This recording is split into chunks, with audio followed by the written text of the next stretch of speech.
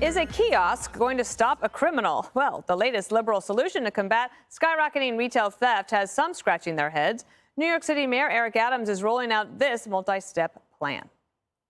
The new crackdown includes giving first-time offenders intervention programs instead of prosecution, de-escalation training for retail employees, establishing neighborhood retail watch groups to share information about a theft in real time with one another and the police, and installing kiosks in stores to connect would-be thieves with social service programs. The plan is to target a small group of serial shoplifters. The partnership, what we are creating in a city is 2 new diversion programs to allow nonviolent offenders to avoid prosecution or incarceration by helping them address underlying factors like substance abuse or severe mental illness. 327 people were responsible for the 22,000 arrests. And remember, those arrests, not actions. Many of them did the theft and got away with it. But it is not just New York. Thieves are hurting communities across the country. The U.S. Postal Service even suspending deliveries to an entire zip code in Seattle due to a spike in mail theft. Another idea, Judge, was you could arrest them. You could prosecute them. Why are we giving a kiosk to 327 shoplifters? The whole idea that, you try to hook a thief up with a kiosk so they can get social services is beyond. First of all, who said stealing is an addiction?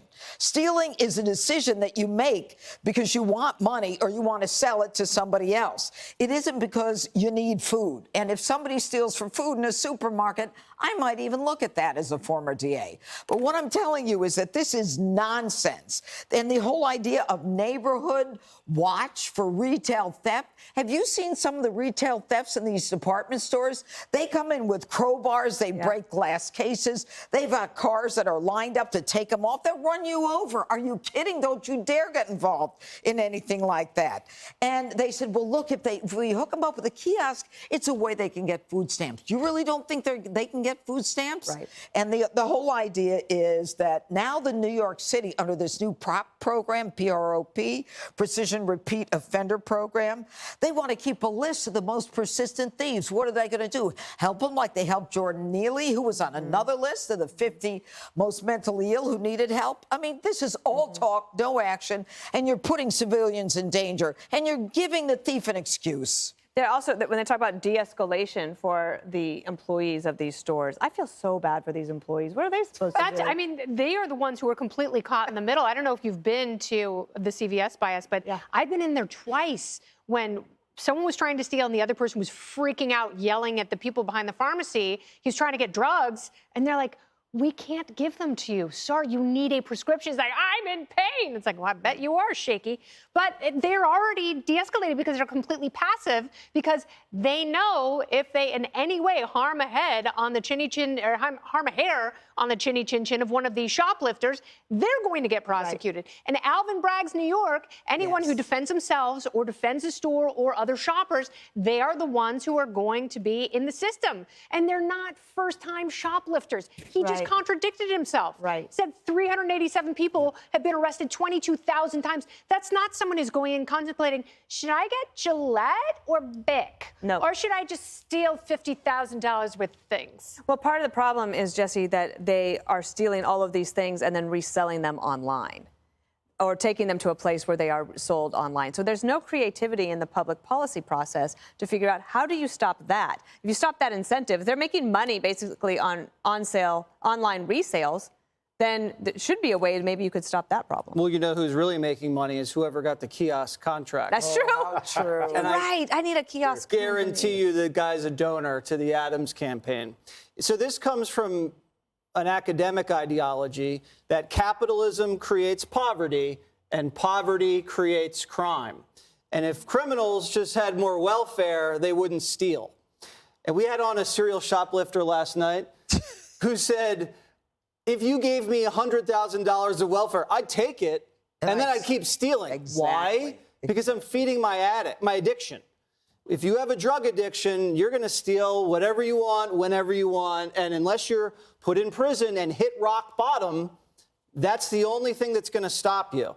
Now, he said the reason why people are so drug addicted and taking so many things that don't belong to them, he says there's a spiritual black hole in society, and says when you don't believe in anything higher than yourself, then I guess you're your own God, and it's only about you.